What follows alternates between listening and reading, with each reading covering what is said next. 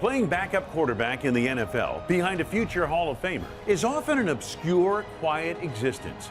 If all goes well, you don't get much time on the field. But Matt Flynn is a winner. He led LSU to the national championship before he arrived in Green Bay. And winners have a way of making their mark.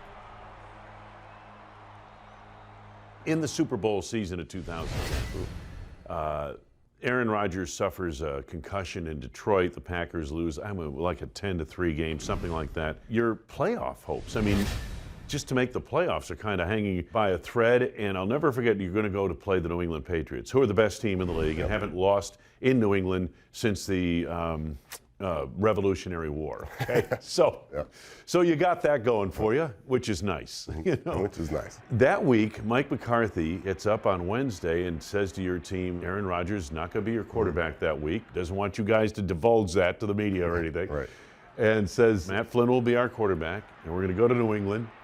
And if we lose the coin toss, we're going to onside kick. We're going to get the ball, and we're going to score. Yep. All of that happened with you at quarterback. Tell me about that night in New England.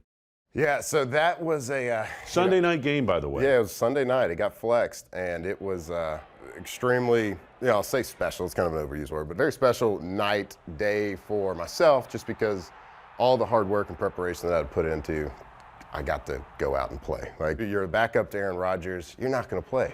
So that's the thing. So I got an opportunity. I was in my third season, and I was like, well, this is my chance, my opportunity to prove that the Packers have made the right choice the last 3 years. I was drafted in the 7th round. I won the job to back Aaron up in my rookie year. And I'd only started 1 year in college, really, full year. So they had put a lot of faith in me, a lot of trust in me since the beginning. So this was my chance to go and prove. Now, I always had confidence that I could play. But if you don't get the chance to play, nobody else really has the confidence until you show it and prove it. So it was just a night that I was able to prove to everybody that, hey, I was capable. I could go in there and step in, and we could compete and win games. It was December 19th, which is my wife's birthday and my dad's birthday, and so it was a cool night. And I remember, you grow up, everyone who plays quarterback, they're a Tom Brady fan. Right? And if you're not, then you're just lying, right? Or you just have some sort of weird grudge against Tom Brady or the Patriots. It's just this really surreal feeling. It's like, all right, I'm going to play the Patriots. I've watched him play for 9-10 years or whenever, and we're driving there, and of course there's a lot of nerves, a lot of butterflies, floating around. Bus to the game. And this is, of course, it gets dark early, and it's just pitch black, and I'm like, where am I? It's kind of like when you hear when opposing teams come to Lambeau, they're like driving through a neighborhood, and all of a sudden, boom, a stadium. Yeah. Same thing in Foxborough. I'm just driving around, and all of a sudden I see the lights, and heart starts pumping, heart starts racing. I'm like, all right, it's time to go out there, and a lot of eyes going to be on this. I'm either going to play well, or just don't go throw like a pick the first play of the game. And I knew Mike was going to be really aggressive. I remember when he did announce everybody I was going to play, he was like, he's going to start, and we're going to go over there and we're going to kick their what. So the confidence was there, and that's the job of a head coach, to give everybody confidence. But I think we just kept building. When I was like, all right, hey, look, this guy, back up, first time playing, he's not buckling into this pressure. Like, first drive, they're like, all right, we got this. Like, we're good. Let's go out and play a game. Defense played well. We just, unfortunately, it's one of those games that I'm proud of, but we lost. We ended up losing, so it kind of gives me the cringes a little bit when I think about it too, because there was opportunities there to win the game. You were in control of the game, and an offensive lineman on kind of a squib kick picked it up and ran 80 yards or something, set up the Patriots right before halftime at the doorstep. Brady, an easy touchdown. Nonetheless, you guys didn't wilt. I want to ask you about this, because I sensed this on the plane ride home. You guys lost the game, but you kind of learned something as a team that, hey, we can play with anybody, anywhere. And I thought that was significant, because you guys, the team you took into the season was vastly different from the team due to all the injuries you had that night in New England. Could you confirm or deny that for me? Or what was your feeling? You know what? It's obviously that year was an incredibly special team. Well, we ended up doing the run. We ended up going as the number 6 seed. Aaron Rodgers, if not the best to ever play the position. He's really coming into his prime at that point. His first year of starting was 2 years prior to that. In 2009, he had a really great season. But 2010, everyone it started like saying, okay, this guy's going to be a Hall of Famer. He's going to do some special things. We all knew the team was good around us. We had lost some games, had some injuries, but I think it was, there's certainly a confidence booster that comes. It's like, all right, we have the best quarterback in the league, but we should have beat the best team, quote unquote, the best team in the league, without that guy, with somebody else. So there's just a confidence there that I think stuff like that happens. The defense, our safeties and playing incredible. Like our defensive line was really gelling and coming together. Like our defense played amazing that game, and they just kept building and building and building. And the leadership that defense had with Charles Woodson and Colin, all those guys, it was very special. The following year, 2011, the Packers had everything clinched at 14-1 entering the final week of the regular season. Coach Mike McCarthy emptied his bench in a game with division rival Detroit, and Flynn went off that day, setting Lambeau Field's single-game records with 480 passing yards and 6 passing touchdowns in a wild 45-41 victory. That was a wild, wild day. And I always kind of think back because we were 15-1. And as much as it as a team guy, as much as it pains me to say it, it's like, I'm so glad that Romeo Crennel and the Chiefs beat us in week 13 because we were 12 or 13-0. Yeah. And if we don't lose that game, we're not sitting starters to go, to get 16-0. So it's like, perfect season would have been awesome. But for me personally, I got the opportunity to play. Timing's kind of everything. And it was the last regular season of my rookie contract. And it was just one of these things where it was awesome to be able to go out there. And I knew it might have been, at that time, into my Green Bay career. So it was just really cool to be able to go out and play in Lambeau Field, start in Lambeau Field. This place is so special and means so much to me. But that day, I wake up, and it's a noon game, and it was like 15 or 18 degrees or something like that, and windy. I remember the tarp going out there, and the tarp was blowing off because it was so windy. And the Lions, they were coming. They were out there, and they were, they had their shirts off and stuff, acting like the cold weather. It's like, trying to intimidate us. Like, all right, your shirt's off. That's not smart at all. But it's like, it was not the optimal conditions for throwing attack. But I think combined yardage with me and Matt Stafford, we threw for exactly 1,000 yards because I threw for 480 and he threw for 520. He threw for 5 touchdowns. We had 11 total touchdowns. And it was just one of those games where just everything seemed to be working on both sides of the ball, their offense and our offense. And the receiving core was incredible. You look both ways, and you got talent, you got big guys, you got guys that can score a touchdown anytime they touch the ball. It was fun because Aaron actually in the first half of the game called the plays. Yeah, and then Mike took over in the second half. And that was kind of because it was, you're not playing, Aaron, but let's keep you, we want you to be engaged all week and do everything like you would. So we're going to have you call the plays and so, I'm walking up to the line of scrimmage, and Aaron and I are close, and he's telling me a joke or something in my head, or saying something dumb in my ear, and I'm walking up to the line of scrimmage laughing a lot of the time. So it was a fun day and a game that was one for the books for sure. 480 yards passing by you, 6 touchdowns, 45-41 win. Yeah, right.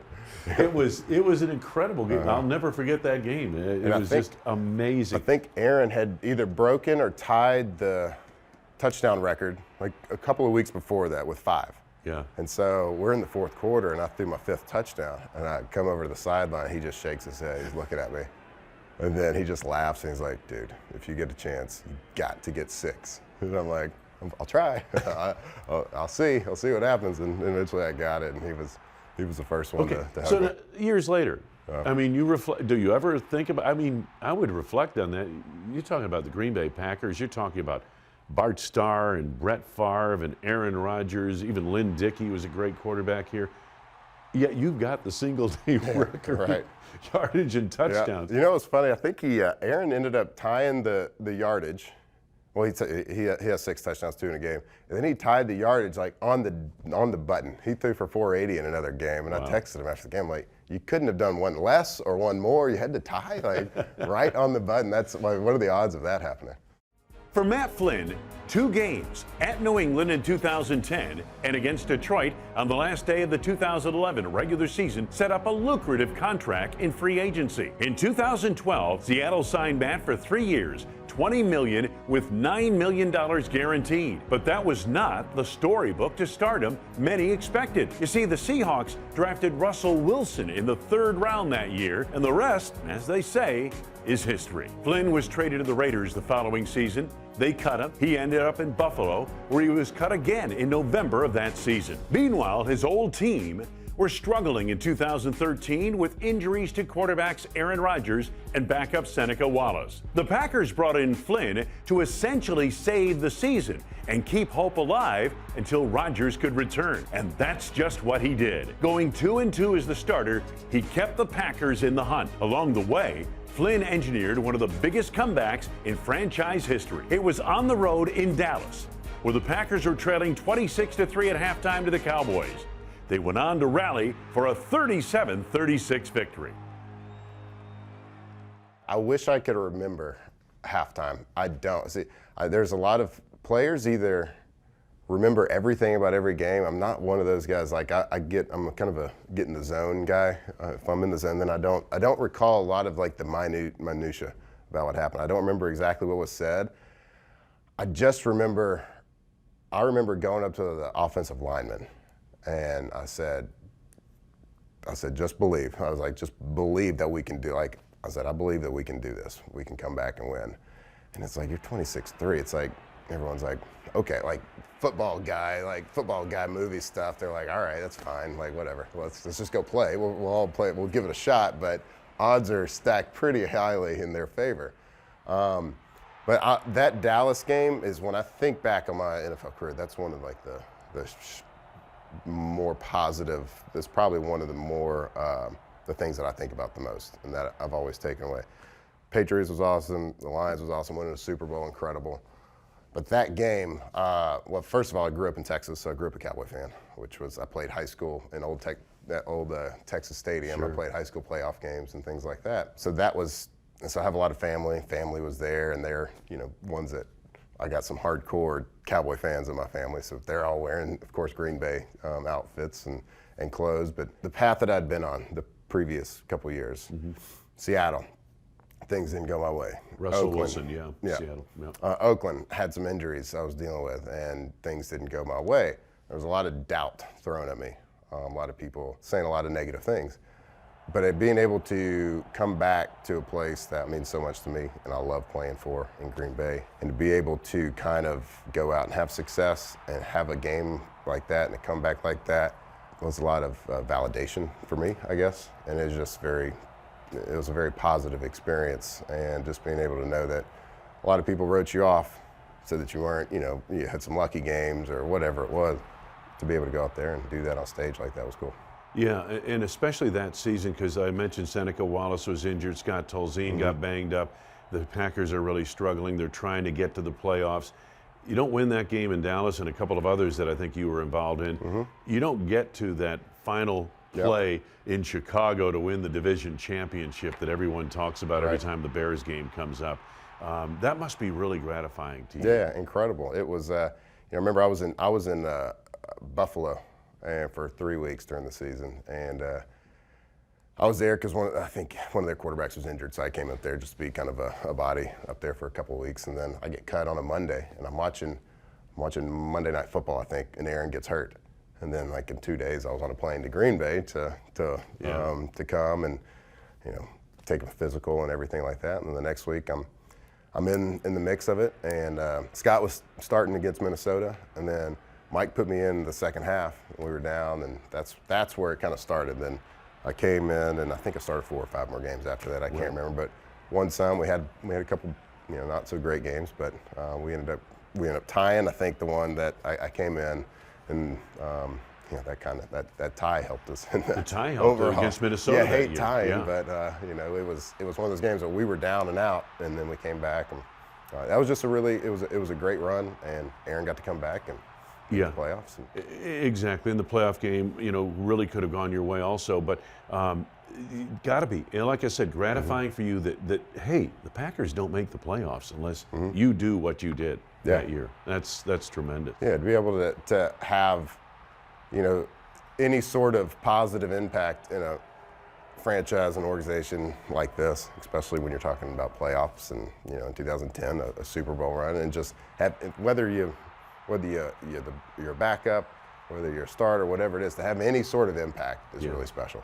But to be able to go and, like, I started against the Steelers in Lambeau Field at night when it was snowing. I was like, nobody gets that opportunity. And so, you know, I look at pictures like that, me playing with snow around, like that's what Lambeau's all about, right? And it's just, it's really cool to be able to say you're part of the history, part of these really, really great teams, and a great time to be a Packer player, Packer fan, and part of the organization. For a 7th-round draft choice, backup quarterback Matt Flynn certainly left his mark on Green Bay and the Packers.